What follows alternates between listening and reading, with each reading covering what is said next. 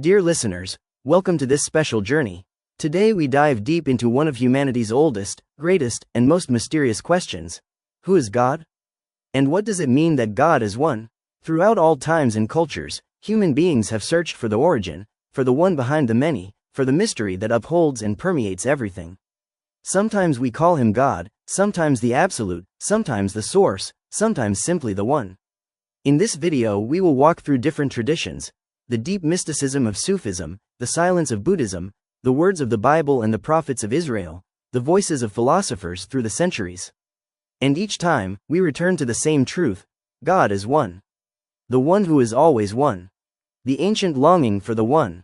Since prehistoric times, humankind has gazed at the stars and asked, what is the origin of all this? The Greek philosopher Plotinus said, behind the multiplicity of phenomena lies the one, which carries all things yet is itself unspeakable. In Indian traditions, in African cosmologies, in Chinese philosophy, the same awareness echoes. There is a source, a center, a heart of existence. In the Quran we read in Sufi tradition, God is one, God is the eternal. He neither begets nor is begotten, and none is equal to him. In Judaism we hear the Shema, Hear, O Israel, the Lord our God, the Lord is one. And Jesus repeated that commandment in the New Testament, the Lord our God, the Lord is one. Again and again, unity is emphasized. But why? Because the human mind tends to divide, to separate, to focus on multiplicity. But the sages, mystics, and prophets remind us, behind everything, there is one source. The Sufis and the ocean of unity. Sufism, the mystical branch of Islam, gave us beautiful words to express the experience of God's unity. The famous poet Rumi wrote, "You are not a drop in the ocean. You are the entire ocean in a drop." This image shows that every human being, every creature, in its deepest core, is connected to the one. We appear separate, just as waves appear different, but in truth we are all water, all part of the same ocean. The Sufi Ibn Arabi spoke of Wadat al-Wujud, the unity of existence. Everything we see is a reflection of God's one reality. We are mirrors and God is the light shining within us.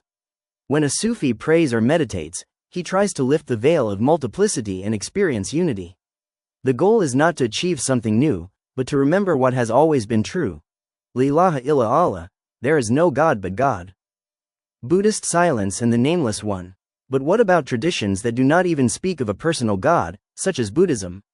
At first glance, Buddhism seems to follow a different path. It often does not speak of a creator, but of emptiness, shunyata, of nirvana. And yet, there is a deep connection. Buddha taught that all things are interdependent, that no separate self exists. Everything is intertwined, everything is part of a vast web of causes and conditions. Buddhist wisdom says, just as the wave is not separate from the ocean, so no being is separate from the whole. Where Sufis speak of the unity of God, Buddhism speaks of the unity of being, or more precisely, the illusion of separateness.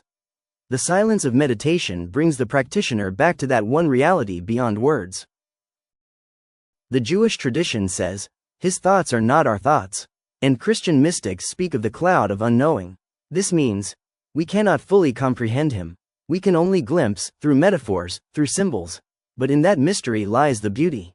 For imagine if we could fully grasp God, then he would not be greater than our minds. But he is the one who always remains greater. A practical path to unity. How can we experience unity in our daily lives? Through silence, in prayer or meditation, calming the noise of thoughts.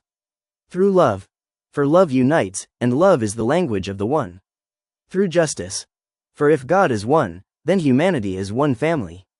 The Sufis dance to celebrate unity. Buddhists meditate in silence to experience unity. Jews pray the Shema. Christians praise and thank the one through Christ. Every path is different, but the goal is the same, remembering that we are part of the one source. The one in our time. You may ask, what does all this have to do with me? In a world filled with division, war, discrimination, and hatred, the awareness of God's unity is more needed than ever. If God is one, then humanity cannot be divided into worthless and worthy groups. If God is one, then every person reflects his light. And if God is one, then we are called to build bridges, not walls. Conclusion. And so we return to the beginning. The one is always one.